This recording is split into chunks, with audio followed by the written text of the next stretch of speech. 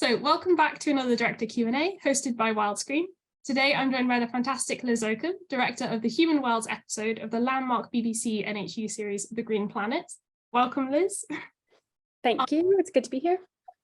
You're the director behind Green Planet Human Worlds episode, which is a really landmark series revealing an insight into the life of plants and behaviour like we've never seen before. Your episode, Human Worlds, completes the sort of series arc of the Green Planet and explores different relationships between humans, plants, and also the potential solutions for man-made problems such as climate change and monocultures. Can I ask what your directing experience was prior to working on Human Worlds? Sure, yeah, it goes really far back actually. In terms of Nat Hist, I'd obviously worked on Our Planet as one of the directors on that one, did some shoots for The Hunt, and what else did I work on? A few things in Canada as well, but even before that, I actually started out in theatre and did quite a lot of directing in theatre sort of throughout high school and university, and then after university, and just ended up kind of making the transition to film. That's really interesting. How do you feel that theatre directing has influenced your way to tell storytelling on TV and film? I think there's probably a few key things that I got out of being trained in theatre, and they're things like, you know, I remember when we were sort of doing Shakespeare and stuff like that, we would learn that the words were icing, they were sort of guidance as to how the scene needed to unfold, and you were always thinking, how am I telling this story visually? How are we blocking everything together? So you'd sort of learn things like, what's the tableau that starts your play, what's the tableau that ends your play, and actually that's a really good way to think of sequences as well. Like how does the sequence start and how does it end and what does that look like?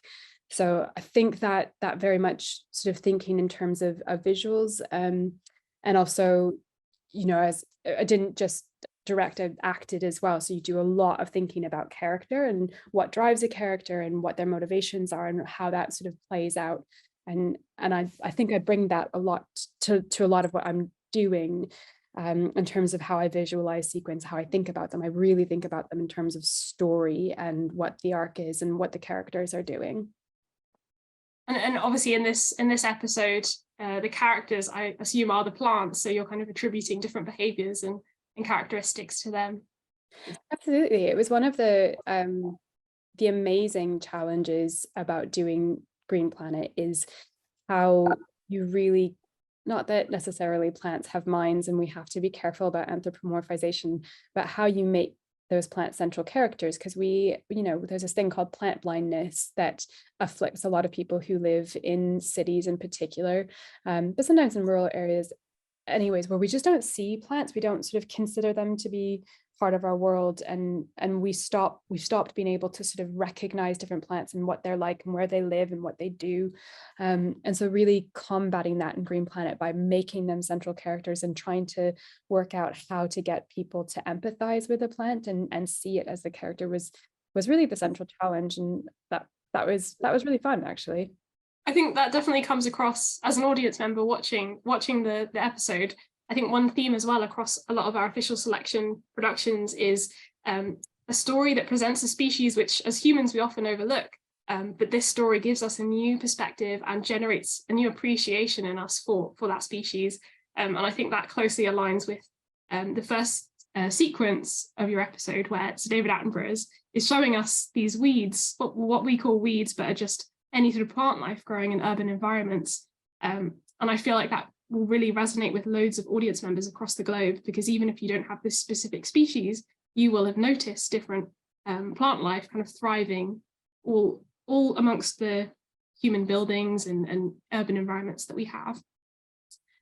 Have you always had this fascination with plants and kind of looking deeper at these species, or do you feel like this series helped to generate that in you? I would say a little bit of both. I also did a biology degree, and my sort of honors thesis, which is something you do in Canadian universities, or you can do, was about tree line ecology. So looking at particularly how plants were responding to climate change in terms of sort of changing where they were growing. And that experience, I think, tuned my eye into plants in a way that it wouldn't have otherwise. I started to notice patterns. I could start to kind of see which family a plant would belong to just by looking at it, or make a guess as to where it might be living or what its strategies might be, and in terms of the way it lived. And so that was a really formative experience in terms of paying close attention to not just the natural world around me, but plants around me. And that I had the sort of opportunity and privilege of being able to continue that as a sort of kayak guide when I was finished university. And so I was very lucky in that way. But I suppose over the years and focusing on animals and doing natural history, that some of that might have fallen away. And doing plants, to be honest, when I started, I was a bit like, oh God, this is going to be hard. I was really pleased that I had the human episode, but actually over the course of it, it just really reignited that in me. And I just all this stuff from that early training came back in ways that really surprised me. That is really interesting. And what I noticed as well is, obviously out of all of the Green Planet episodes, you obviously feature the most human life, I suppose, and human contributors. And what I really loved was that they were treated or presented in the same way as plants, where we have these beautiful plant time lapses of the behaviors so that we can see them in what to them would probably be real time. But also when you showcase the humans working on the fields, you also see them sped up in a similar way. So in my head, that kind of helps draw the line between humans and plants being part of the natural world rather than separate, which is something that I think a lot of us in the Western world particularly have grown accustomed to. Do you feel like this was a conscious choice as a director? Yeah, I'd say definitely. I hadn't really thought about that with regards to like the people working in the fields, but I'll come on to that. I definitely made a conscious choice about wanting, and we talked about this a lot, both in planning sequences and in the edit, about trying to get viewers to see things in tree time, right? Particularly on the bridges sequence, for instance, those bridges, it's probably about 80 years, a human lifetime, before it's big enough to sort of start supporting a bridge, and the bridges last hundreds of years. And in order for people to sort of plan in that way, you have to think in a different way. You have to think in the lifespan of something that behaves and grows and lives an entirely different life. So I really, obviously when you're making a series about plants, you're going to use time lapse. You just have to be able to see them doing anything. That's just a function. That's a practical function. But when we were sort of putting them in the context of people, we definitely wanted to allow our viewers to see plants in their own context. Like it's part of making the hero and making the human world be the context for the plants, as opposed to the other way around. We think of plants as scenery, and so by sort of changing that around, you sort of saw the plant itself, and this, a stationary plant with people moving around it. You see the plant as the character and the humans as the scenery. So that, yeah, definitely a conscious effort to turn it on the head. But I hadn't really thought about that in terms of the sequence you're referencing. I think in that one it was more, and it's interesting that came out for me, but I think for us in terms of the decisions, it was more to sort of speed up the way the relationship between humans and plants over time, over 10,000 years, has really just kind of gone to this, not death spiral is maybe the wrong word, but there is this like sort of cyclical feedback loop, a really like noxious feedback loop that makes us rely more on these like 5 plants that we eat, and them rely more on us, and just gets faster and faster and faster and more intertwined. So I think that was the sort of the reasoning behind that visual grammar, but it's sort of interesting that you've sort of seen something else in it. No, I definitely agree. And I think as well, your episode, it definitely doesn't shy away from highlighting those different ways that humans are negatively impacting and sort of threatening plant life globally. So when it's kind of showcasing the monocultures, as you mentioned. But throughout the narrative, I think you've infused optimism and solutions really well, whether it's sort of Sir David referring to seeds as grains of hope, or that beautiful sort of visual of children launching the sort of the seed balls, who obviously represent the next generation of stewards for the planet and positivity. Was it an important factor for you to make sure that although you're addressing these difficult issues, that there is still that injection of positivity for the audience? Yeah, I mean, I am not of the ilk that believe you need to have positivity for positivity's sake, or that you should shy away from the stuff that's hard. I really thought hard about how we could get to a point of emotional impact in the film that we weren't just telling people that, you know, plants are struggling in terms of survival and extinction, but people really felt that and felt it sort of hit home in a visceral way that felt personal. Like that's I worked hard to try and find that climax. I'm not entirely sure I succeeded, to be honest. You know, there's always the film that you wish you'd made versus the one that you did. But I think the reason I wanted to do that, I wanted that to feel like a gut punch, is that I think only then can you bring it lighter. Like only from there can you sort of get to the hope. And it's not sort of positivity as like qua positivity. It's hope in the sense that there's this stuff happening. People are involved in trying to recalibrate this relationship between plants and humans. And I have to make that really clear that that's one of the other goals we had, is to make it clear that plants are active players in this relationship, right? Like the certain made this deal, they get an easy life out of it in a way, just like the reason we're doing it is to get an easy life. There's a reason that this relationship has developed, and that's because all sort of living things, they have a drive to multiply and make life as easy as possible and sort of deal with all the negative things, but that has consequences, right? Like living life at that pace, going for maximum efficiency, it has consequences. So you're sort of keen to sort of get to the point where you feel those consequences really deeply, but you see this network of people slowing down, recalibrating that relationship, looking for something that has more reciprocity in it, or that has more subtlety, or that has more networks. And then go, I want to be part of that, right? You don't want people to sort of look at it and not say, oh, well, that's solved. You want people to go like, that's cool. How can I be part of it? How can I get involved? That was, for me, the goal. I think that's really interesting. I recall in the episode, so David Attenborough refers to it as a bargain when he's discussing that relationship between humans and plants and farming over hundreds of years. And I think it's really interesting that you've shown it from the plants' perspective, as you said, because we always consider it that humans are using the plants and that we've decided what plants are best, whereas actually those plants have benefited because these are the crops that have been chosen and sown all across the land for centuries, whereas older, different wild subspecies haven't. I think that's a really interesting way of thinking about it. Well, if you think about evolutionary theory and how we sort of qualify what, what's the word that I'm looking for? The sort of definition of reproductive success, or the definition of fitness, that's it, is how many offspring you have. It's not your own survival, it's the survival of your offspring. And in that really strict sense, the plants that we have sort of chosen as our favorite 4 crops are very successful evolutionarily through this relationship with humans, just like humans are very successful evolutionarily because of how many of us there are on the globe compared to how many there were.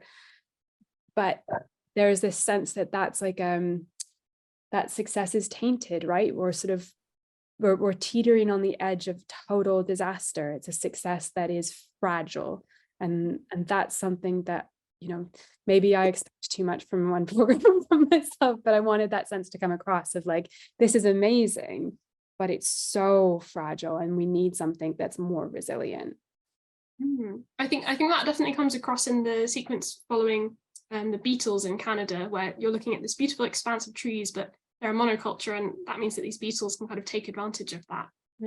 It definitely comes across in the stories that you've picked as well to highlight this. Thank you, that's really kind. That means a lot.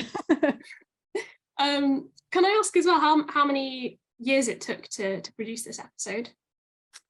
I started in 2019, and I think in about February, but before then, I think it had been in development for at least this particular episode for about a year. I think it had had different people working on it. And so I was really lucky. I stepped into a position where there were a lot of really, really well-researched stories that, you know, we sort of had a rough idea of how, you know, how you could go about it. And so I had this sort of really cushy job as a producer director coming in to just be like, okay, I can see the stories that you've researched and let me have a think about what that tells me about what the narrative should be. So that was a real sort of privilege and joy to sort of come in and have so many well worked up stories, and then just needing to kind of work out what the narrative thread was, but that sort of connected the best ones. So out of the sort of four years that it took to produce this, is there a moment that particularly stands out to you, or has shaped your perspective forever about plant-human relationships? There were probably 2, maybe 3 that really, really affected me. The first was very early on when I arrived. Sort of my primary job was not to find sequences, but was to work out what we were going to try to say. And at the time, you know, Extinction Rebellion was, you know, really catching headlines with their sort of protests around climate change. And obviously that was very important. But I had also just come off of working on Our Planet, which was very much about biodiversity. And there was sort of a question about, should this be about climate change or what? So a lot of my job at that point was to just like, okay, what's the biggest challenge facing plants? Like really sort of dive into that to try and find that narrative thread. And we had, I did loads and loads of interviews with different scientists from different places to sort of get their perspective on that and to try and like get to the point where I had that bigger picture. And we did one with Alex Santinelli, who probably is still, but was at the time the head of science at Q. He was sort of recently appointed. And he's a very passionate speaker, very knowledgeable. And we talked about the extinction crisis and what that meant for plants. And, you know, he said this line about how we're, you know, it's not quite one for one, but we're discovering new plants all the time, but at the same time, they're going extinct at this phenomenal rate. And he said, you know, there's so much knowledge in there in terms of what those plants have inside them, you know, be it potential drugs or, you know, different ways of growing food or just an interesting part of an ecosystem that we don't understand yet. And he's like, we're burning down the library before we've read the books. And I found that really affecting. And that line sort of sat in my script for quite a long time. It never quite worked out, but that thought of we're losing stuff at a rate that means that we're just never going to know what we lost. And that's particularly true of plants in a way that it's not as true of animals. And that strikes me as a big tragedy. And then on the very end of it, so that was at the very beginning, at the very end of it, my last shoot that I did for plants was the Hawaii shoot. And we were doing the Myconia piece after having filmed in Waikamoe. And I was sort of went out with the crew that was battling Myconia, and the ground crew is mostly Indigenous people, and one of the crew bosses, Asia, you know, it was just like somebody who was so full of energy and charisma, and we just like in the back of the truck just started chatting about stuff and about like kids and how annoying they are, and but like it's fun to get them involved with gardening. We just really sort of connected on those things. And you know, I wasn't entirely sure how we were going to use it, but we sort of sat down and did that interview about the work that she did. And she was so passionate about it. And they all were, like every single one of the ground crew and to some extent the helicopter crew, but the ground crew, the sort of Indigenous ground crew, felt the loss of plant biodiversity like the loss of a family. Don't want to put words in their mouths, but that's how it felt, like in terms of the depth of feeling and what they had lost in their lifetime to this invasive plant. It was deeply emotional for sort of all the guys there that we worked with. And that interview really stuck with me because it mattered to her that we were there and we were filming and we were telling the story. And it mattered to her, the job. You know, she says it in the piece, like that she's not doing it for the money. She's doing it because it matters. She's doing it for the next generation. And that sense of responsibility, that sense of connection, I just thought it was so important and so moving. And it did give me that sense of responsibility that I've got to these people have done so much for me in terms of being able to film the sequence that's going to be great for my film and everything. But, you know, I need to do my best so that their story is told to a global audience as best as I can, to hopefully, you know, I'm hoping that it would give them a little bit of, I don't know, visibility on the subject, something that's very difficult for them to work with. Yeah, I mean, they sound like incredibly powerful movements, incredibly powerful moments. And I think an excerpt of your interview was in the making of at the end, where she was communicating that sentiment of feeling a huge loss. And I agree, this is why it's so important to provide a platform for stories like this and continue to shout about them and raise awareness, because the more people that see this and feel that new connection to plants and a new understanding of plant life, I think the more people will feel inspired to go out and do something themselves to help prevent the loss of biodiversity and help encourage more in terms of the plant conservation in sort of whatever scale that they can. Definitely, you hope. Yeah.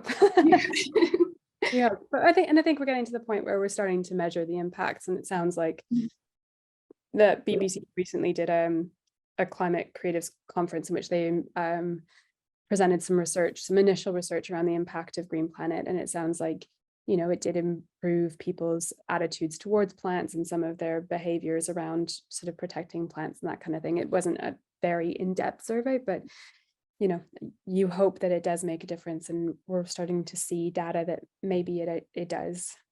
On a slightly different topic, over the past few years, obviously there have been strides towards welcoming more women in leadership roles in the industry, but without doubt, particularly directing roles are still very male dominated. I wanted to ask if there was any insight that you had to offer to aspiring directors who identify as women, who are dreaming to one day do what you do. That's a good question.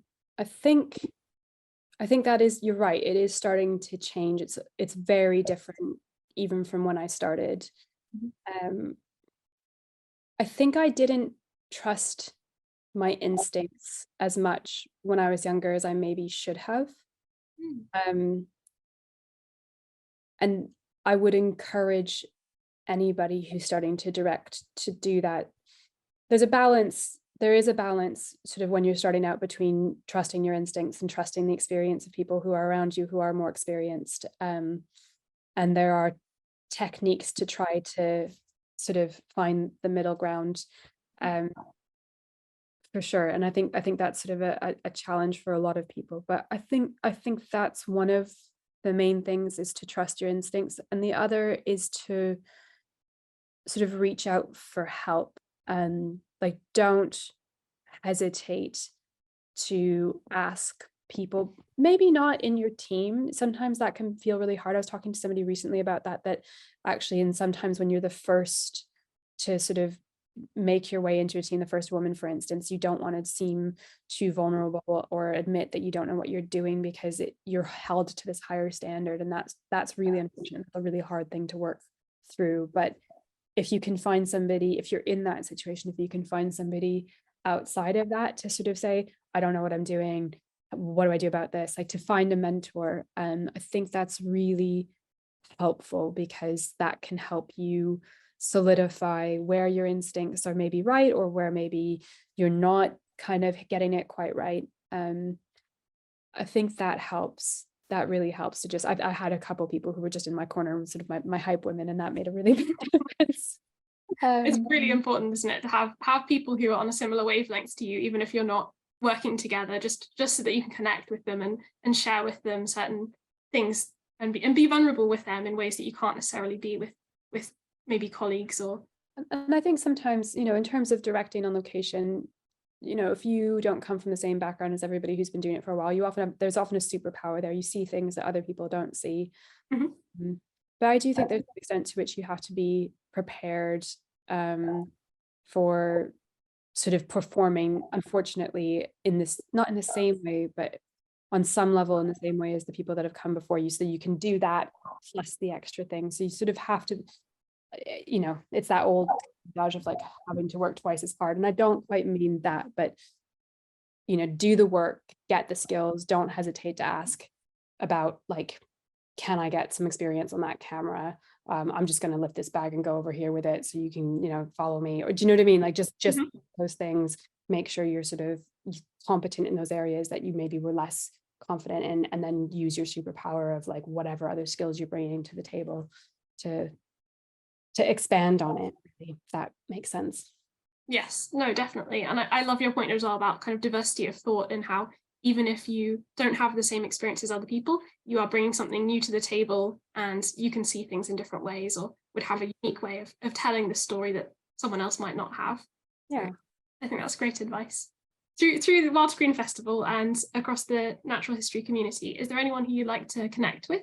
I'm very happy if anybody wants to connect with me to ask me sort of questions directly or wants advice or any of that. Like obviously, please do get in touch. You know, I like to have very busy, but I still sort of try to make time to when I can. In terms of people that I'd like to connect with, I would love to speak to some commissioners, not because I have a billion ideas to pitch, which I do, but because I want to have some really big conversations about how we structure productions, how that sort of makes it difficult for us to improve on our carbon emissions, and how we can do better. And I'm just like, my brain is full of that stuff, and I find it so frustrating that, you know, you start on a production and you have all these goals with regards to what your carbon emissions are going to be, but you're just hamstrung by the structures and how everything is structured and how things are commissioned. And I would love to be having those conversations, not just with